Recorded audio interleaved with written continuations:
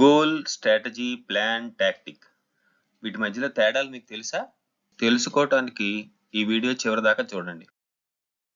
Goal అంటే లక్ష్యం, మీరు చేరాలనుకుంటున్న చోటు, పొందాలనుకుంటున్న స్థితి, సాధించాలనుకుంటున్న విజయం.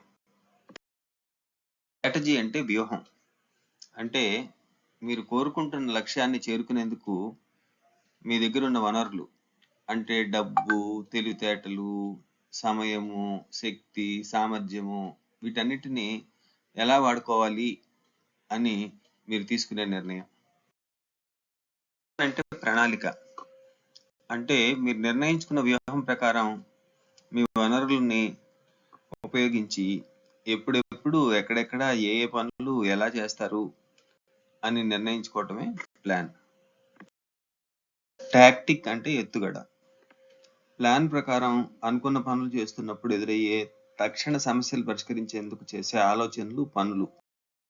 విజయవంతంగా లక్ష్యాన్ని సాధించాలంటే వ్యూహము, ప్రణాళిక, ఎత్తుగడ అన్ని అవసరం.